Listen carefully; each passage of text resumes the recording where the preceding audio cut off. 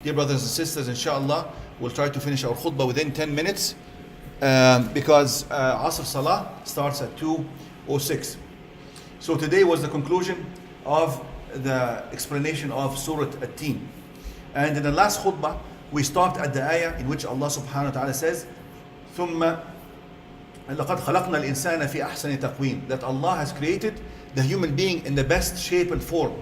And we talked and mentioned that this is not only the physical outward shape in the fact that he has the most beautiful and upright body compared to any other creation that Allah has given, and the most sophisticated. No, not only that, but on top of that, and more importantly, this ruh that Allah has given him, and the mind and the fitrah that Allah has given him, all these faculties, the ability to see, the ability to have insight, the knowledge, the language, all these characteristics and qualities that the human being has been elevated upon every other creation that Allah has created on this earth. So all these things qualify this human being to communicate with Allah subhanahu wa ta'ala.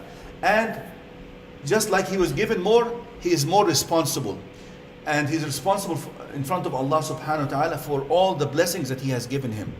So this human being is required to use this knowledge and these abilities to benefit from the messages of Allah subhanahu wa ta'ala. Just like mentioned in the beginning of the surah, Allah talked about his messages. وَطُورِ سِينِينَ وَهَذَا الْبَلَدِ الْأَمِينَ, which came in these places on earth. So these messages came to this human being specifically because he is qualified to receive them. He has the ability to understand them, absorb them, and apply them in life. Because these messages are basically a manifestation of his gratitude towards Allah subhanahu wa ta'ala, who has given him all these blessings. If a human being does not benefit from all the things that Allah has provided him and facilitated the way for him to be guided and to live an honorable life and to be honored in the hereafter and to receive the blessings of Allah in this life and continue to receive the blessings in the hereafter, if he rejects all this, then the only fate for this human being will be that he will descend to the lowest of the low. As mentioned in the next ayah, ثُمَّ رَدَدْنَاهُ أَسْفَلَ سَافِلِينَ. A human being, just by nature, and this is the law of nature that Allah has put in a human being, if he does not occupy himself by understanding the messages of Allah subhanahu wa ta'ala and applying them in life, in his belief, in his conduct, in his ibadah and worship, then the human nature tends to incline towards evil.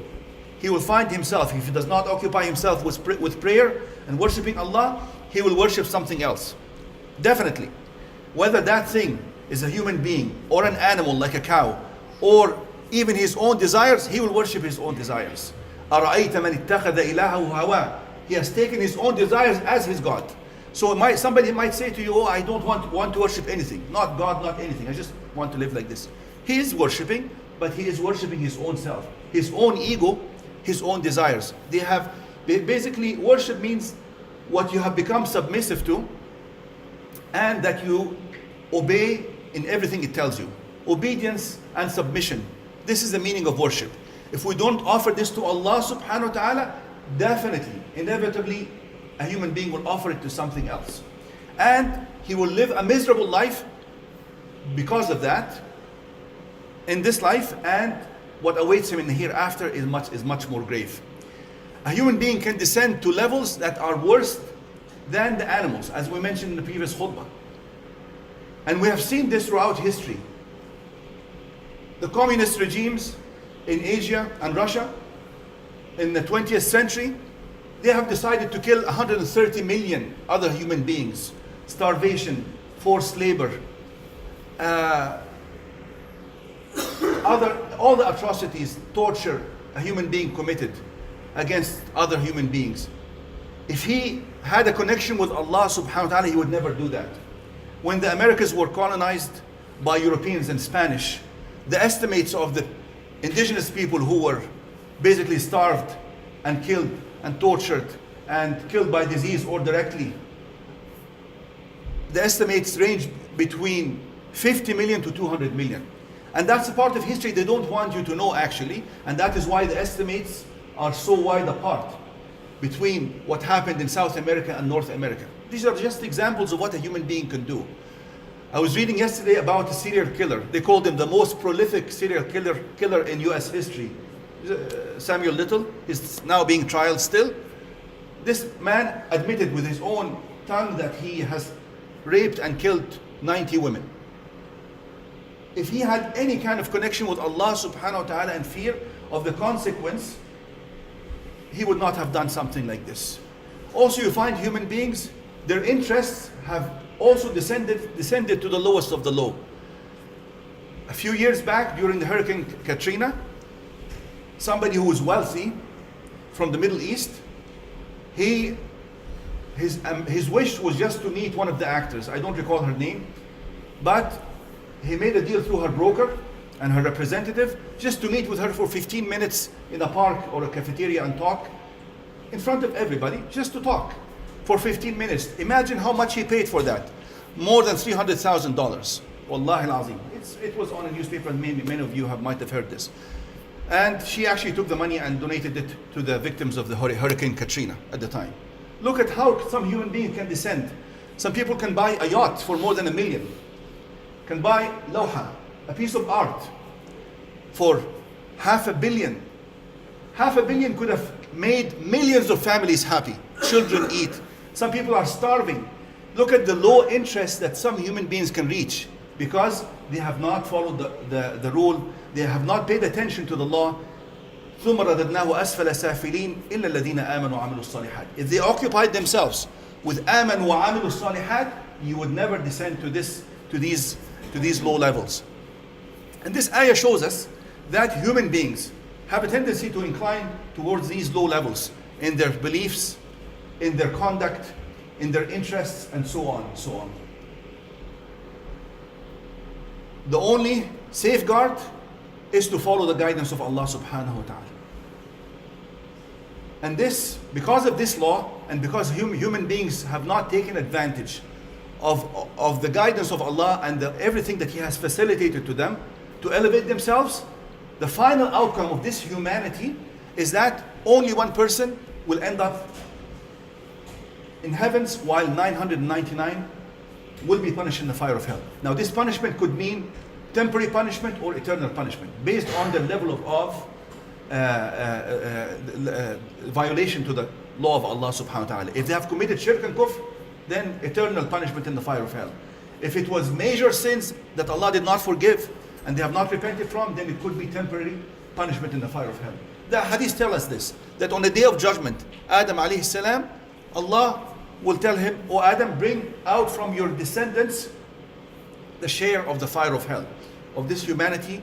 And then it turns out to be in this hadith that 999 will pass through the fire of hell, whether they stay in it eternally or temporarily, but only one enters the Jannah directly. Subhanallah.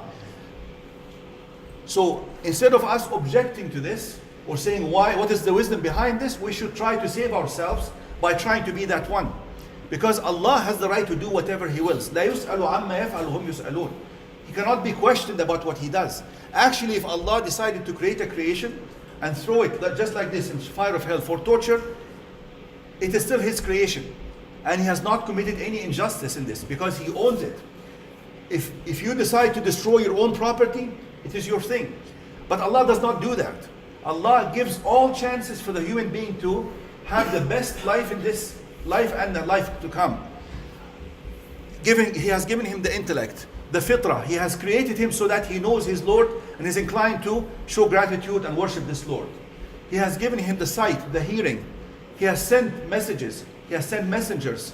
He has sent people who remind us at all times. He has shown us signs in front of our eyes, whether the signs in the universe or in our own lives, in our own creation, in our own bodies. The signs that guide us to happiness in this life and in the hereafter are innumerable. So if somebody chooses to go against all this, then he should not blame except himself. If it was one person, he should not blame except himself. If all humanity chose to go the wrong way and they all landed in the fire of hell, all humanity has no right but to blame its own self. So inshallah, basically this concludes what we wanted to say about this surah. ثُمَّ رَدْنَاهُ أَسْفَلَ سَافِلِينَ إِلَّا الَّذِينَ آمَنُوا وَعَمِلُوا الصَّالِحَاتِ. But also one of the meanings of this part is that A human being, if he reaches a stage in his life where he loses his mental abilities to think, or his physical abilities to do, for instance, develops dementia, for instance, and doesn't know what he's saying. He could be saying things that are kufr, for instance. Still, Allah will not question him for that, and Allah will continue the reward for him for what he was doing when he was within his normal abilities, mental abilities and physical abilities. This is one of the meanings of this ayah. That a human being starts strong, he starts weak actually, and then becomes strong and then becomes weak again. الله الذي خلقكم من ضعف ثم جعل من بعد ضعف قوة ثم جعل من بعد ضعف من بعد قوة ضعفا وشيبة. These are the stages. Weak as a baby, then strong as a man, then you become weak again, and that happens to all of us as mentioned in the ayah. But you shouldn't worry, because even if this happens, Allah subhanahu wa ta'ala will give you the reward for what you were doing when you had all your abilities and all your faculties. That is one of the mercies of Allah subhanahu wa ta'ala, one of the innumerable mercies of Allah subhanahu wa ta'ala. A man or a woman can spend maybe 20 years in a state of dementia, and he's getting rewarded for what he was doing maybe when he was in his 40s or 50s before he developed this disease. So we thank Allah subhanahu wa ta'ala for all the blessings and guidance that He has given us and provided for us, and Allah and enabled every single human being to choose his path in this life, whether he wants to be happy in this life and the life to come, or chooses the other way. Then Allah subhanahu wa ta'ala is not to blame for this.